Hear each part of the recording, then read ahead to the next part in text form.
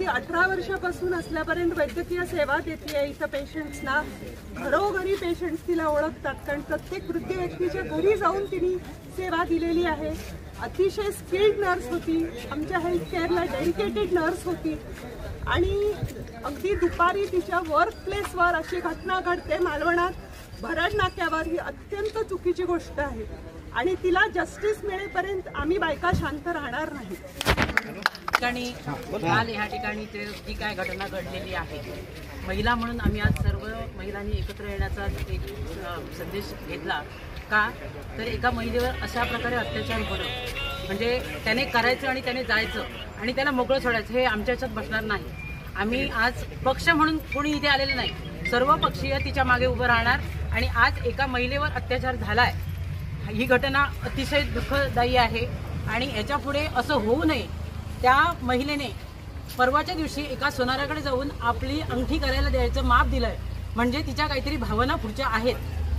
आणि अशा असताना येतोय पुरुष आणि तो काहीतरी करतोय आणि वाटेला लागतोय, हे कितपत योग्य आहे.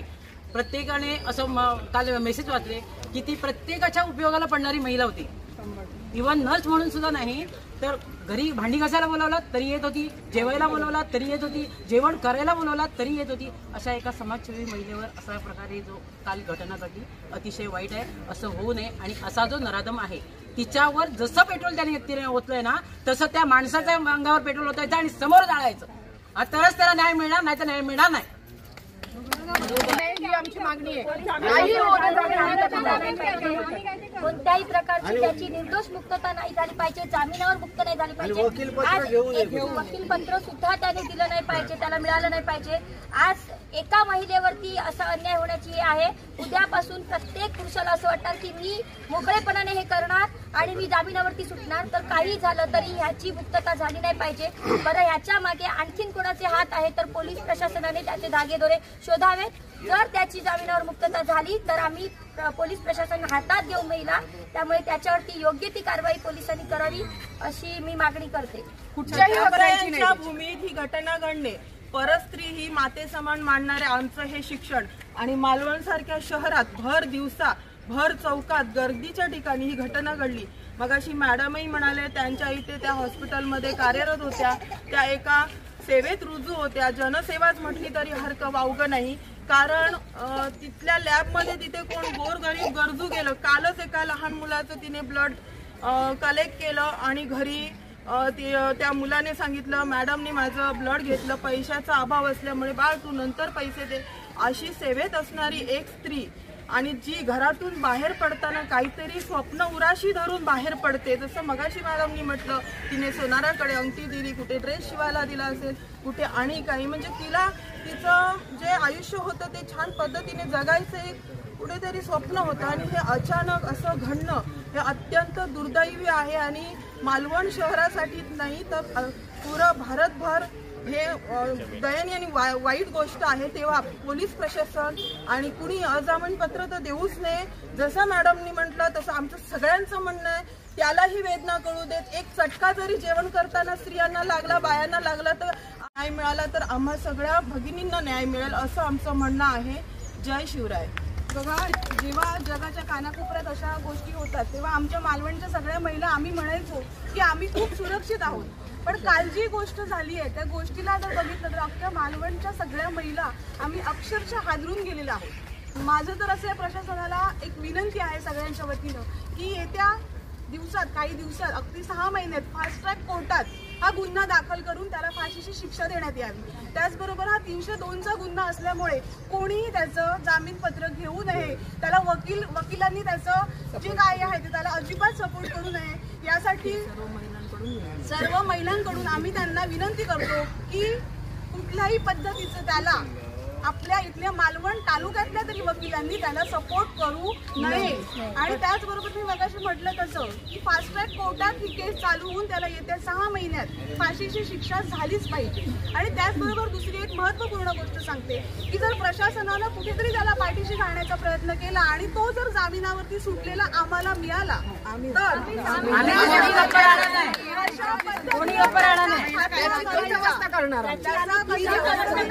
करायचा आम्ही आताच ठरवलेलं आहे आणि त्यानंतर त्याचबरोबर मालवणातलंच नाही तर महाराष्ट्रातल्या प्रत्येक माणसाला अशी विनंती आहे की बाबांनो हे करताना याच्या पुढे सावधगिरी बाळगा, नाहीतर छत्रपतींची कन्या तुम्हाला इथे संपवायला मागे येणार नाही. कारण आता या महिलांना हातात तलवार घेण्याची गरज याच्यामुळे झालेली आहे. कुठेतरी समाजात याचा उद्रेक आता होत चाललाय आणि तो आमच्याकडनं होऊ नये याची काळजी सुद्धा समाजातल्या प्रत्येक माणसानं पुरुष आणि महिला प्रत्येकानं घेतली पाहिजे असं मला वाटतं. त्यामुळे मी प्रशासनाला अगदी कळकळून विनंती करते की ह्या आरोपीला कुठल्याही पद्धतीनं जामिनावरती याची सुटका होता कामा नये. आणि आज मालवणच्या सगळ्या महिलांच्या वतीनं मी प्रशासनाला आणि कायदा सुव्यवस्थेला एक इशारा देते, जर हा आरोपी सुटून जर मालवणात फिरला तर त्याचा खात्मा करण्यासाठी मालवणमध्ये ही झालेली घटना पहिली आणि शेवटची. मालवणमधल्या महिला ह्या स्वतःच्या पायावर उभ्या राहून कार्यक्षम आहेत. ह्या प्रवृत्तीमुळे त्यांना बाहेर पडताना पण खूप विचार करावा लागणार. त्याच्यामुळे मालवणच्या महिलांनी ही सुरक्षितेसाठी केलेली एक पाऊल टाकलेलं पुढे आहे, त्याचा विचार करायचा. आणि मालवणमध्ये ही गोष्ट झाली ही पहिली आणि शेवटची. याच्यानंतर ही गोष्ट परत मालवणमध्ये नाही झाली पाहिजे. कारण मालवणमध्ये बाजारपेठेत ह्या जो टायमिंग 3चा आहे त्यावेळी फक्त महिलाच असतात. महिलांच्या सुरक्षितेचा विचार शासनाने केलाच पाहिजे. आणि एक स्त्री म्हणून आम्ही हे पाऊल उचललेलं आहे. आम्हाला सगळ्यांनी सहकार्य करावं अशी एक सहकार्याची अपेक्षा करतो. नाही केलं तरी आम्ही महिला त्याला त्या ठिकाणी जायला मागे येणार नाही. गुन्ह्याला शिक्षा, गुन्ह्याला शिक्षा, गुन्ह्याला शिक्षा. इतर वेळेला पेपरमध्ये, व्हॉट्सअपला, टीव्हीवर काय काय ठिकाणी घटना घडतात त्या पाहतो, परंतु आज हा प्रसंग आपल्या मालवणात घडलेला आहे. आणि अतिशय कष्टाळू महिला, माझ्याकडे तर ती सतत ब्लड घ्यायला यायची आणि इतकी चांगली महिला, कष्टाळू महिला, हे सगळं कटकारस्थान करून आणि सगळं नियोजनबद्ध करून तिला जाळलेलं आहे. त्यामुळे मला सुद्धा असं सांगायचं आहे, प्रशासनाने एवढं कठोर त्या जो नराधम कोण आहे त्याच्यावर कारवाई करून त्यालाही तशीच शिक्षा दिली पाहिजे. तरच त्याला जे कोण सपोर्ट करणारे आहेत त्यांना सुद्धा शिक्षा झाली पाहिजे, तरच तिच्या आत्म्याला शांती लाभेल. आणि नाहीतर आम्ही महिला कोणीही गप्प बसणार नाही. जर तो सुटून आला तर ज्या सांगितलं त्याचप्रमाणे सुटून आल्यानंतर त्याला आम्ही पण सोडणार नाही, त्यालाही तशीच शिक्षा आम्ही देऊ. आणि कोणत्याही वकिलाने त्याचं वकील घेऊन घ्यायचं नाही. सगळ्यांना म्हणजे तिला न्याय हा मिळालाच पाहिजे. त्याच्यावर म्हणजे ती आता एकटी होती तशी आम्ही बाकीच्या महिला पण कुठेतरी एकट्या असतो, त्याच्यावर एकट्या दुकट्या फिरतो. त्याच्यावर असा अन्याय होता नाही. हे झालं हे शेवटचं, परत तिच्यावर होता म्हणजे कोणावरही परत स्त्रीवर होता नाही. असं न्याय हा मिळालाच पाहिजे. स्त्रियांनी आपल्या सुरक्षेच्या काही ना काही वस्तू सोबत घेऊन चालणं आता जास्त गरजेचं आहे. पोलीस नंतर येणार, पण पहिला आपली सुरक्षा आपण करायला हवी. आपल्याला विचार, आपली सुरक्षा करताना दुसरी गोष्ट एक मिनिट, आपली सुरक्षा करताना प्रत्येक स्त्रीने हे एक डोक्यात ठेवा की स्वतःला काय त्रास होत असेल तर शेअर करा. ते शेअर केल्याशिवाय समोरच्याला समजणार नाही. एखाद्या महिलेबरोबर बोला, म्हणजे मला असं होतंय, मला असं होतंय हे सांगितलं तर एकमेकाला समजणार आणि त्याच्यातून आपली साखळी पुढे चालू शकते. म्हणून कोणीही अन्याय सहन करायचा नाही, बोलायचं आहे. मॅडमनी सांगितलं तसं शेअर करा ना. शेअर करताना पण महिला खूप संकुचित मनाने गोष्टी मनात ठेवतात की मी कसं शेअर करू. ती मानसिकता आधी पहिली बदलायला पाहिजे. प्रत्येक महिलेने सांगा बिंदास मला त्रास होतोय, माझ्याकडून ही चूक झाली, मला त्रास होतोय, ही स्वीकारायला शक्ती स्वतःमध्ये आहे. आणि ते मांडायचं मन मोठं करा. कोणी नाही लाजायचं कशाला. आता हा प्रकार घडला ना, तो घडला नसता हे जर तिने सांगितलं असतं मला त्रास होतोय तो. पहिली महिलांनी स्पष्ट बोलायला शिका. कोणी असू दे, महिलांशी बोला, शासकीय यंत्रणेशी बोला, पण स्पष्ट बोलायला शिका की मला हा त्रास होतोय. जगाच्या कानाकोपऱ्यात अशा गोष्टी होतात तेव्हा आमच्या मालवणच्या सगळ्या महिला आम्ही म्हणायचो की आम्ही खूप सुरक्षित आहोत. पण काल जी गोष्ट झाली आहे त्या गोष्टीला जर बघितलं तर अख्ख्या मालवणच्या सगळ्या महिला आम्ही अक्षरशः हादरून गेलेल्या आहोत. माझं तर असं प्रशासनाला एक विनंती आहे सगळ्यांच्या वतीनं की येत्या दिवसात, काही दिवसात, अगदी 6 महिन्यात फास्ट ट्रॅक कोर्टात हा गुन्हा दाखल करून त्याला फाशीची शिक्षा देण्यात यावी. त्याचबरोबर हा 302चा गुन्हा असल्यामुळे कोणीही त्याचं जामीनपत्र घेऊ नये. त्याला वकिलांनी त्याचं जे काय आहे ते त्याला अजिबात सपोर्ट करू नये. यासाठी सर्व महिलांकडून आम्ही त्यांना विनंती करतो की कुठल्याही पद्धतीचं त्याला आपल्या इथल्या मालवण तालुक्यातल्या तरी वकिलांनी त्याला सपोर्ट करू नये. आणि त्याचबरोबर मी मगाशी म्हटलं तसं की फास्ट ट्रॅक कोर्टात ही केस चालू होऊन त्याला येत्या 6 महिन्यात फाशीची शिक्षा झालीच पाहिजे. आणि त्याचबरोबर दुसरी एक महत्त्वपूर्ण गोष्ट सांगते की जर प्रशासनानं कुठेतरी त्याला पाठीशी घालण्याचा प्रयत्न केला आणि तो जर जामिनावरती सुटलेला आम्हाला मिळाला तर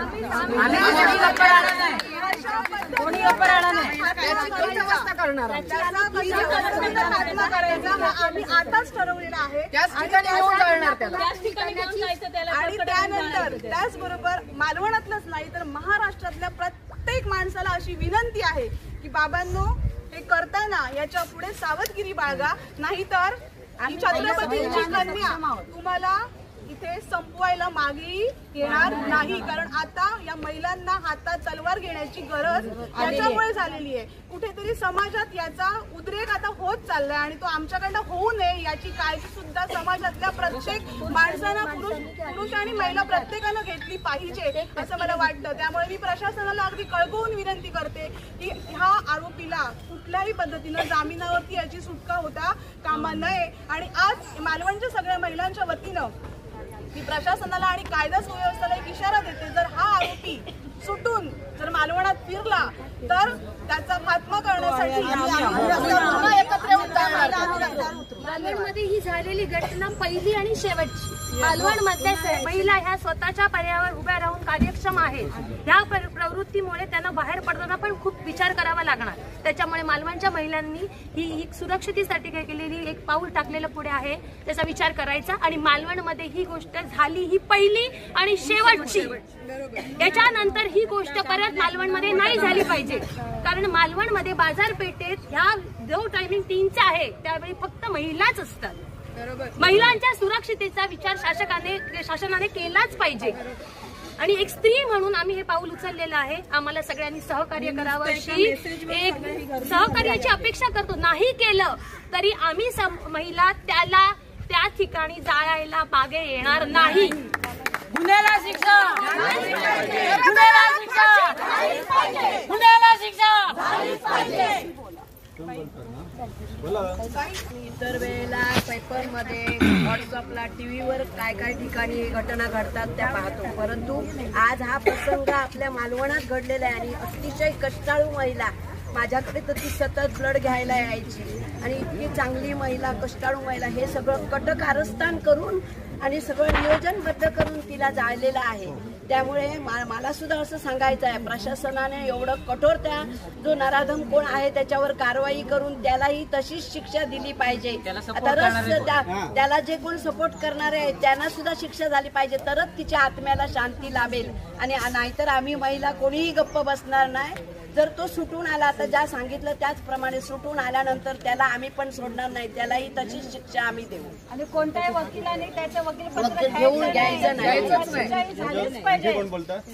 सगळ्यांना म्हणजे तिला न्याय हा मिळालाच पाहिजे. त्याच्यावर म्हणजे ती आता एकटी होती तशी आम्ही बाकीच्या महिला पण कुठेतरी एकट्या असतो, त्याच्यावर एकट्या दुकट्या फिरतो.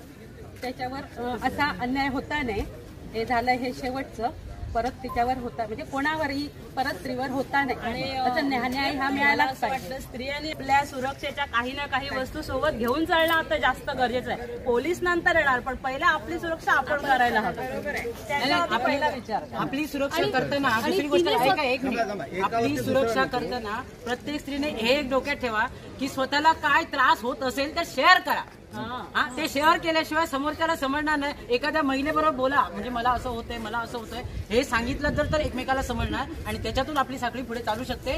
म्हणून कोणीही अन्याय सहन करायचा नाही, बोलायचं आहे. मॅडमनी सांगितलं तसं शेअर करा ना. शेअर करताना पण महिला खूप संकुचित मनाने गोष्टी मनात ठेवतात की मी कसं शेअर करू. ती मानसिकता आधी पहिली बदलायला पाहिजे. प्रत्येक महिलेने सांगा बिंदास मला त्रास होतोय, माझ्याकडून ही चूक झाली, मला त्रास होतोय, ही स्वीकारायला शक्ती स्वतःमध्ये आहे.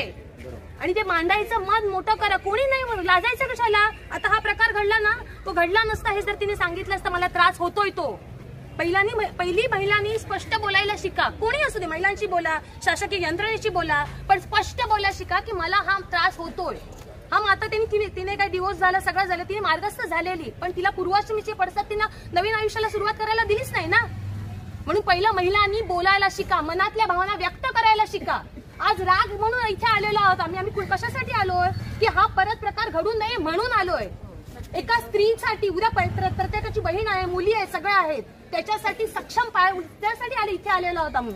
म्हणून पहिला आधी महिलांनी बोलायला शिका. पूर्ण विश्वास आहे, कारण मागे 2 केसेस सरांनी अगदी छान पद्धतीने हाताळल्या, वस्तूंतर्गत असू दे, अन्य महिला अत्याचार. तर कोल्हे साहेबांवर आमचा विश्वास आहे आणि त्याप्रमाणेच त्यांनी रात्री धाबे आणले त्या गुन्हेगारांचे. बरोबर. मला वाटतं एकही कर्मचारी ना घरी गेलाय ना झोपलाय आपला पोलीस प्रशासन. म्हणजे इकडे कट्ट्यापासून टॉर्च मध्ये मारून शोधून काढलं. तो आरोपी आता त्याला नेतृत्व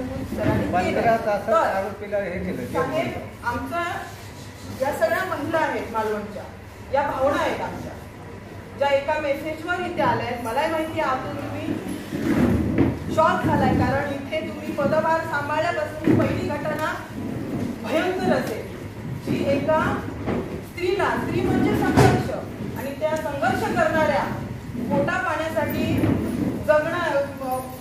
सेवेत कार्यरत करणाऱ्या एका स्त्रीला आज त्या जो गुन्हेगार आहे त्याने नराधम त्याने अक्षरशः जाळून मारलंय त्याला. तर साहेब, तो गुन्हेगार या चौकटीच्या बाहेर आम्हाला दिसता नाही. जर दिसला तर या महिला काही गप्प राहणार नाही, तर सगळ्याच पेटून उठलेल्या. शेवटी आमच्या मुलांच्या, आमच्या सगळ्यांचाच सेफ्टीचा प्रश्न आहे. आणि CCTV जे काही आहे ते मेंटेनन्स नसेल तर कृपया मेंटेनन्स करा, आमची कळकळीची विनंती आहे. आणि गस्त वाढवा. भर दिवसा होत आहे म्हणजे आता काय मला शब्दच नाहीये. तुमच्या पद्धतीने तुम्ही करा, हे आम्हाला सगळ्यांना विश्वास आहे. आणि हे निवेदन समस्त महिलांच्या वतीने आम्ही देतो.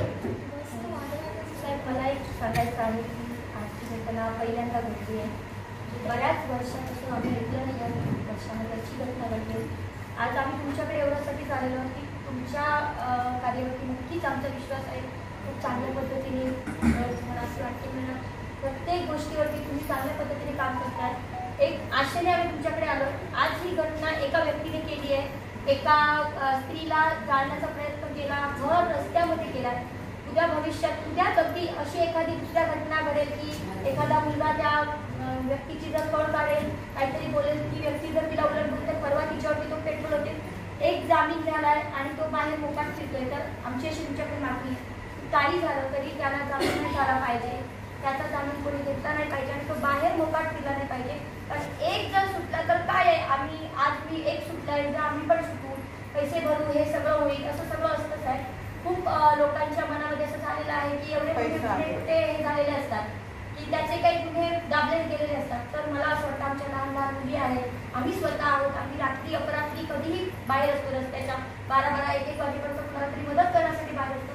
तर कुठेतरी आमची दुसऱ्यांबरोबर झालेलं असेल, कुठेतरी पुरुषांबरोबर म्हणा किंवा मुलांबरोबर बोललं गेलेलं असेल, तर रात्रीच्या वेळेस आमच्याशी होऊ शकतं आणि सकाळच्या वेळेस होऊ शकतं. तुम्ही या सगळ्याचा विचार करावा आणि त्याची निर्दोष तक्रार केलं त्याला जामीन झालं नाही पाहिजे.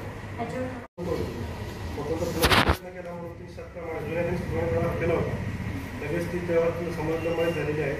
आपण लगेच त्याला पुन्हा जुना आहे नवीन 103 प्रमाणे लगेच ते कलम वाढून आपण कोर्टाचा रिपोर्ट दिलेला आहे.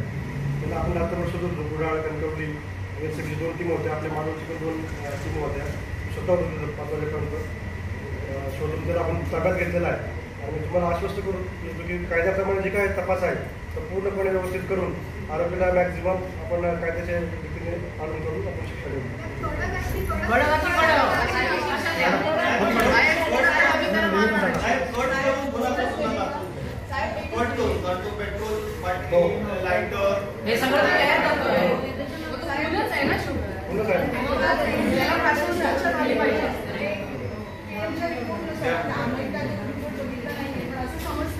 गर्भवती होती महिला, त्यामुळे हा ते रिपोर्ट आला की मी बघायला. पण माझी एक तुम्हाला अशी विनंती आहे की येणाऱ्या 6 महिन्यात ही केस फास्ट ट्रॅक कोर्टात कशी जाईल आणि त्यासाठी जास्तीत जास्त कलम त्याच्यावरती कशी लावता येईल त्याचा तुमच्याकडनं नक्कीच विचार केला गेला. कायद्याचे मॅक्झिमम कलम आहे पण तेच त्याच्यात लावले. मालवण समस्त मालवणकडून साहेब आम्ही तुमचा जाहीर सन्मान करू समस्त प्रशासनाने. ह्याच्यावर विचार करा, कारण ह्याच्यामध्ये तो एकटाच नसणार, त्याला सहकार्य करणारा पण आणि किती असणार, त्या मुळापर्यंत पोचा.